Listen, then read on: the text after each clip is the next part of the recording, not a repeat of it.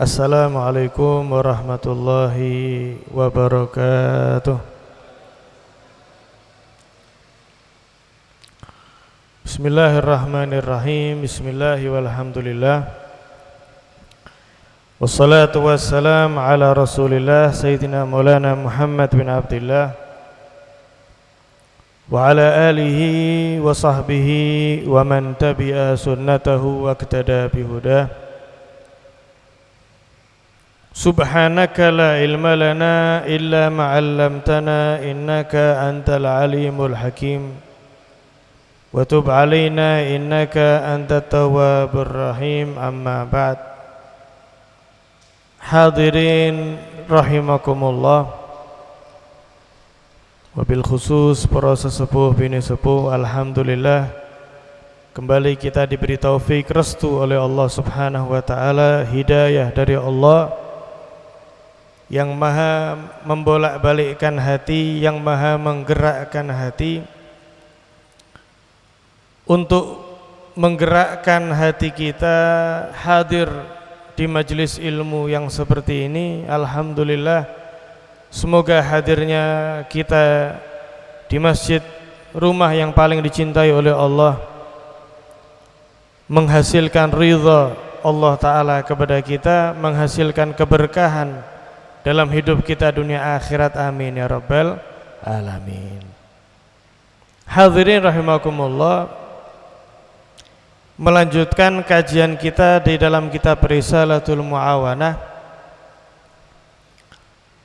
Kemarin beliau mengingatkan kita, mengajak kita untuk selalu berpegang teguh dengan Al-Quran beserta hadis. Kemudian beliau menyatakan, yaitu mewaspadai daripada perkara-perkara yang baru, yang belum pernah ada pada zaman Nabi besar Muhammad sallallahu alaihi wasallam, atau apa yang disebut dengan apa? Bid'ah. Bid'ah. Dan kemarin sudah kita bahas sekilas tentang hadis Nabi sallallahu alaihi wasallam yang mana beliau bersabda, kullu muhdatsatin bid'ah wa kullu bid'atin dolalah. Bahwa tidak semua bid'ah, tidak semua hal yang baru, tidak semua apa yang belum pernah dilaksanakan pada zaman Nabi sallallahu alaihi wasallam niku bid'ah yang jelek. Karena bid'ah niku bukan hukum, hadirin. Bid'ah adalah istilah daripada amalan yang belum pernah ada di zaman Nabi. Jadi bid'ah bukan hukum, bid'ah niku istilah amalan yang tidak ada di zaman Nabi. Apa hukum bid'ah? Maka tergantung dari esensi amalan tersebut. Asy-Syaikh Nawawi Al-Bantani dalam kitabnya Nurul Dzalam, syarah daripada Aqidatul Awam, memperjelas macam-macam hukum bid'ah. Ada yang wajib, bid'ah wajib. Ada bid'ah yang sunnah, ada yang mubah, ada yang haram. Nanti insyaallah akan kita bahas. Tapi kita kaji dulu kitab Risalatul Mu'awanah karya Al-Habib Abdullah bin Alawil Haddad. Waqala alaihissalam, Nabi SAW juga bersabda, man ahdatsa fi amrina hadza, barang siapa yang membuat hal yang baru di dalam agama Islam ini. Kemudian diperjelas kali Kanjeng Nabi, hal yang baru yang seperti apa? Ma laisa minhu, daripada perkara yang tidak ada dasarnya daripada Al-Quran, firman Allah, tidak ada juga dasarnya daripada sabdanya Nabi SAW, fahuwa raddun, maka suatu tersebut raddun, tertolak.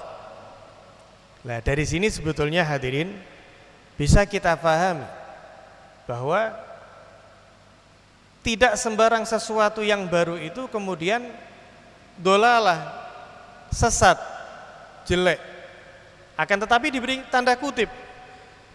Man ahdatsa fi amrina hadza, barang siapa yang membuat hal yang baru dalam agama Islam, dalam tanda kutip malaisa minhu, tapi sesuatu tersebut nggak berdasar Al-Quran, nggak berdasar hadis, bahkan misalnya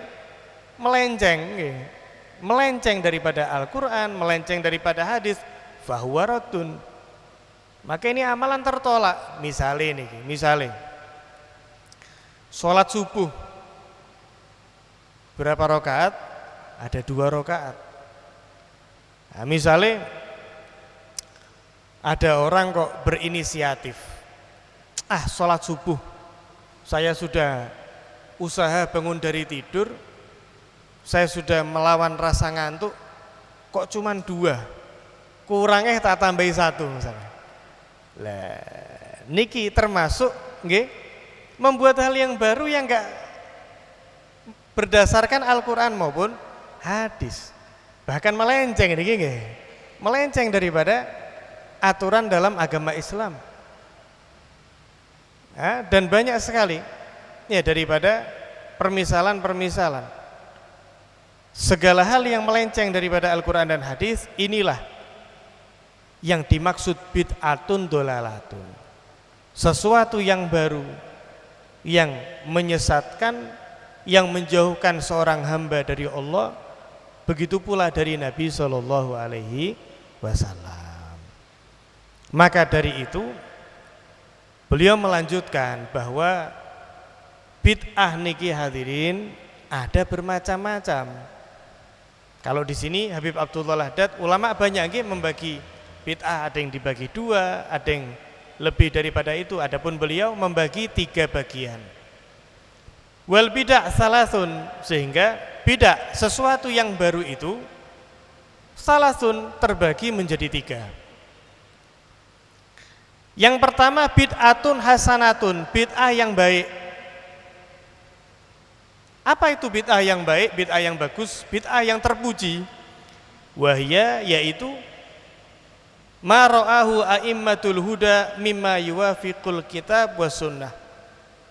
Apa yang dipandang oleh para imam yang mendapat petunjuk dari Allah daripada amalan, daripada hal-hal yang selaras, yang sesuai dengan tuntunan Al-Quran dan hadis. Kenapa kok mereka membuat hal yang baru-baru tersebut? Apa enggak cukup dari Nabi? Nah, biasanya kan gitu nggih. Loh, kenapa kok baru? Apakah yang diajarkan oleh Nabi kurang? Bukan kurang. Min haitsu isarul aslah wal anfa wal ahsan, semata-mata karena memandang, mendahulukan mana yang lebih baik, mana yang lebih bermanfaat, dan mana yang lebih bagus. Di antaranya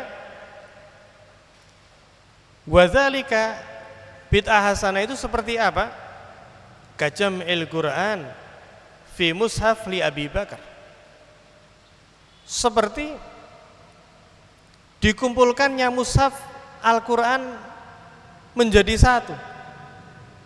Nah, dulu hadirin, Al-Quran itu mushaf belum terbukukan seperti apa yang kita miliki saat ini, apa yang kita baca saat ini. Dulu Al-Quran itu enggak dibukukan. Kenapa? Karena banyak daripada para sahabat niku yang hafal Al-Quran, jadi enggak dibukukan. Nah, akan tetapi seiring zaman, seiring waktu, para qurra, para hafadzatul Quran, para penghafal Al-Quran, para ahli Quran, dan mereka ikut berjuang, ikut berperang, mereka banyak di antara mereka yang wafat, meninggal dunia. Banyak mereka yang sudah wafat sehingga dikhawatirkan. Yang berinisiatif niku justru pada awalnya Sayyidina Umar. Niki setelah wafatnya Nabi sallallahu alaihi wasallam. Sayyidina Umar menghampiri Sayyidina Abu Bakar As-Siddiq.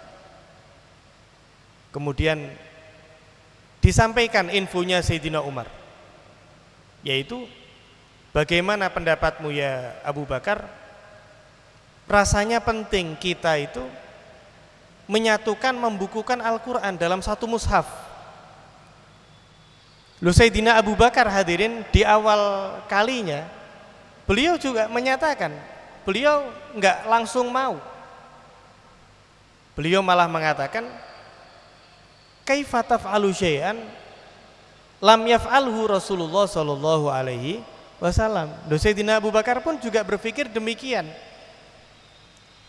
Ya Umar, wahai Umar, bagaimana kamu mau melakukan sesuatu yang tidak dilakukan oleh Rasulullah SAW? Karena Kanjeng Nabi SAW tidak membukukan Al-Quran dalam satu kitab.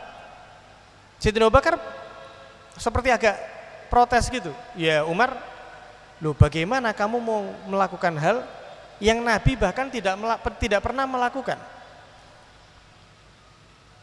Sayyidina Umar bin Khattab menjelaskan alasannya. Kemudian mengatakan, innahu wallahi la khairun. Wahai Abu Bakar, pembukuan daripada Al-Quran, demi Allah ini adalah perkara yang baik, tidak menyalahi daripada ajaran Nabi, ajaran Allah. Terus diperjelas oleh Sayyidina Umar, fansyaraha sadru Abi Bakrin, sampai para rawuh menjadi lapang hatinya Sayyidina Abu Bakar. Akhirnya pun setuju untuk dibukukannya Al-Quranul Karim semata-mata anfa wal aslah, seperti perkataan Imamul Haddad tadi, untuk bermanfaat, untuk yang lebih baik. Ini nih, para sahabat, para penghafal Al-Quran banyak yang wafat, dikhawatirkan nanti bagaimana nanti kemudian Al-Quran ini, mukjizat Kanjeng Nabi sallallahu alaihi wasallam, penuntun pembimbing kita dalam jalan kebaikan akhirat. Sayyidina Abu Bakar mendatangi Sayyidina Zaid bin Sabit, diajak, ayo kita kumpulkan tadi itu, kita bukukan. Laki-laki Sayyidina Zaid bin Sabit menyatakan, bagaimana kamu melakukan hal yang enggak dilakukan oleh Nabi, wahai Abu Bakar? Oleh Sayyidina Abu Bakar dijawab, wallahi innahu la khair, demi Allah ini adalah amalan kebaikan, ini untuk maslahat, ini untuk manfaat umatnya Nabi sallallahu alaihi wasallam. Sampai pada akhirnya juga terjadi lapang hati Sayyidina Zaid bin Sabit. Akhirnya terjadilah pengkumpulan daripada mushaf Al-Quran. Di zaman Sayyidina Utsman pun demikian. Ada beberapa sedikit perbedaan. Kemudian beliau memerintahkan mushaf daripada yang dikumpulkan tadi itu di zaman khalifah, kemudian ternyata didapatkan daripada Sayyidah Hafsah. Selain daripada mushaf tersebut diperintah untuk dibakar. Sehingga apa yang dikenal hingga saat ini dengan mushaf Utsmani, mushaf apa? Utsmani. Niku bid'ah nih. Bid'ah enggak ada di zaman Nabi. Tapi bid'ah niki jika disebutkan oleh Habib Abdullah Al-Haddad bid'atun hasanatun. Lah nik Asy-Syaikh Nawawi Al-Banten, Mbah Nawawi Banten, ulama Indonesia, mengarang kitab banyak, diantaranya niki Nurul Zolam, Syarah Aqidatul Awam. Beliau bukan hanya menyatakan ini bid'ah yang bagus, melainkan bid'atun wajibatun, bid'ah yang wajib. Bid'ah yang wajib nih termasuk apa? Mengumpulkan daripada Al-Quran, karena dikhawatirkan hilang nanti bagian daripada ayat-ayat Allah, dan mengabaikan daripada kepentingan tersebut justru hukumnya haram. Sehingga ini bid'ah yang wajib, bid'ah yang apa? Yang wajib. Wa nasbudiwan wa salati tarawih li Umar. Begitu juga Sayyidina Umar bin Khattab juga melakukan bid'ah yang baik. Di zaman Nabi sallallahu alaihi wasallam niku, Nabi ketika bulan Ramadan pada malam harinya beliau melaksanakan sholat sunnah di masjid. Ketika ada sahabat melihat, lu Nabi sholat, sahabat nggih, sahabat niku haus akan apa? Akan kebaikan. Ngelihat Nabi sholat ikut bermakmum. Malam berikutnya ada yang lihat lagi, makmumnya bertambah. Info tersebar Nabi sholat malam Ramadan semakin ramai. Pada akhirnya Kanjeng Nabi SAW rahmat nih, karena sayang beliau kepada umat, beliau sholat di rumah, tidak sholat di masjid. Sahabat nunggu, ramai sahabat di masjid. Mana ini Nabi? Belum datang Kanjeng Nabi, terus ditunggu. Sampai akhirnya bertemu Nabi, lu kenapa Nabi kok enggak sholat lagi? Dijawab kali Kanjeng Nabi, saya khawatir kalau nanti oleh Gusti Allah dijatuhkan hukumnya wajib nanti sholat malam di bulan Ramadan. Saya khawatir diwajibkan kali Gusti Allah nanti sholat tarawih itu, sholat malam bulan Ramadan itu. Karena khawatir Nabi sholat sendirian. Akhirnya sejak malam itu hadirin, para sahabat sholat malam bulan Ramadan itu masing-masing di kediaman mereka. Sampai pada masa Khalifah Sayyidina Abu Bakar masih demikian. Pada masa Khalifah Sayyidina Umar bin Khattab, beliau berinisiatif. Kanjeng Nabi SAW pun kapundut, telah berpulang ke rahmatullah, sehingga hukum gak bakal berubah jadi wajib.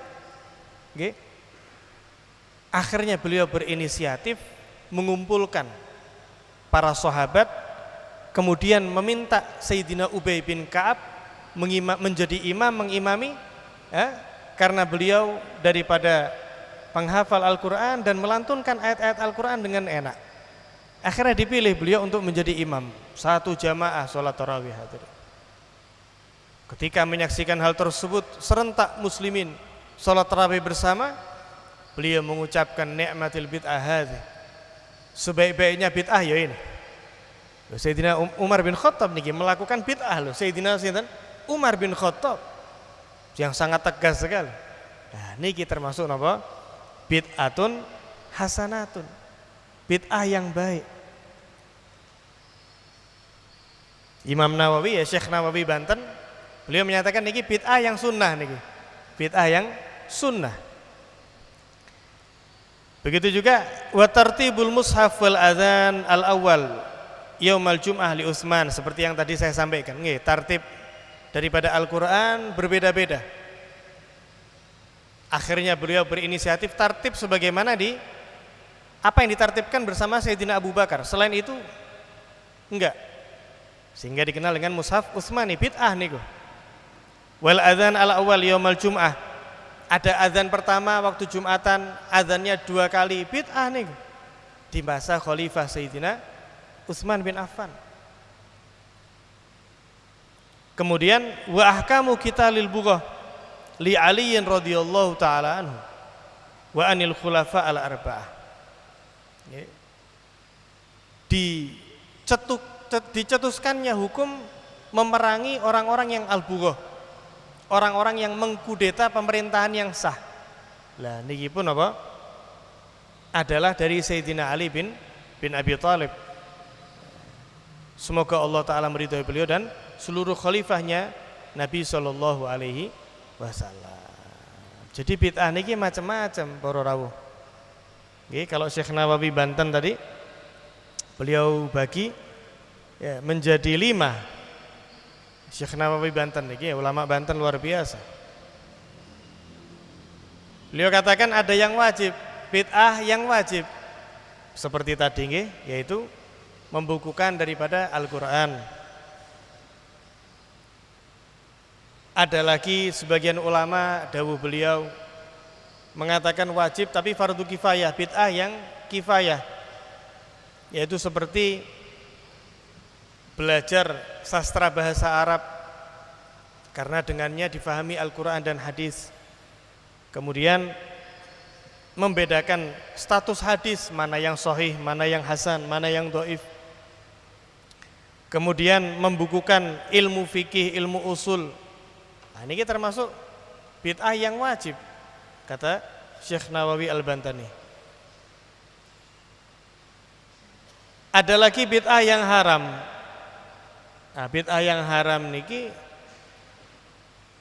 yaitu hal-hal yang menentang apa? Yang menyalahi daripada syariatnya Kanjeng Nabi. Seperti diantaranya kata beliau, kata gedimil juhal alal ulama, seperti lebih mengedepankan orang-orang yang tidak mengerti ilmu agama dibanding ilmu agama. Lah niki banyak sekali nggih di zaman sekarang ini. Guru-gurunya nggih dari YouTube, dari TikTok. Bahkan bukan ulama para rawuh, enggak pernah mondok, enggak pernah betul-betul menekuni ilmu agama. Tapi mengkomentari ulama, menyalahkan ulama, la haula wala quwata illa billah. Ini nih pembagian Syekh Nawawi Al-Bantani, ini bid'ah yang haram ini nggih, bid'ah yang haram. Nah, di antara contohnya niku, ada lagi bid'ah yang sunnah. Seperti tadi itu diantaranya apa? Sholat tarawih secara berjamaah, termasuk kata beliau yaitu mendirikan pondok-pondok pesantren.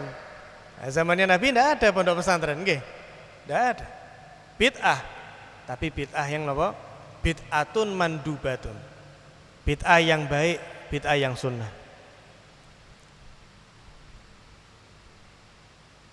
Ada lagi yang keempat, bid'ah yang makruh. Apa itu bid'ah yang makruh? Di antaranya kata beliau mengkhususkan hari tertentu yang tidak disyariatkan oleh Allah atau Nabi untuk beribadah. Oke. Jadi membeda-bedakan. Kecuali misalnya kok hari malam Jumat, hari Jumat lah niku kan apa? Memang disyariatkan nggih. Nah, untuk memperbanyak. Juga sebagian ulama menambahkan di antara bid'ah yang makruh niku zukhrufatul masajid, menghiasi masjid berlebih-lebihan, sangat gemerlap, sangat nopo mewah sekali. Niki oleh sebagian para ulama dianggap nopo bid'ah yang makruh. Karena kita itu nggih sebagai hamba Allah pengen ke masjid, pengen jauh daripada pikiran yang sifatnya duniawi kan nggih, kan ngoten. Pengen ke masjid, pengen khusyuk, pengen tenang, pengen melupakan daripada urusan-urusan dunia. Dan niki malah masuk masjid misalnya kelihatan lampu dari emas misalnya, kelihatan mahal batu dan lain sebagainya. Nah niki oleh sebagian ulama dinyatakan makruh. Meskipun ada ulama daripada mazhab Hanafi misalnya menyatakan sebaliknya, tidak apa-apa. Mereka menggunakan mantik, seraya mengatakan,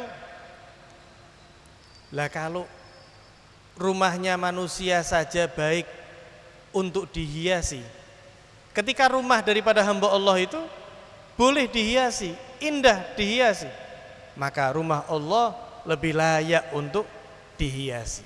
Nah, ini terdapat perbedaan pendapat para ulama. Ada bid'ah yang mubah. Nah, bid'ah yang mubah niki di antaranya katikhadzil manakhil lidakik, yaitu menggunakan ini bid'ah tapi mubah nggih, enggak apa-apa. Seperti menggunakan ayaan buat tepung. Nah, zaman dulu sih enggak ada napa? Ayaan niki nggih, buat mengayak menghaluskan tepung. Nah, kemudian diadakan ayaan untuk menghaluskan tepung niki bid'ah. Tapi hukumnya napa? Mubah, boleh.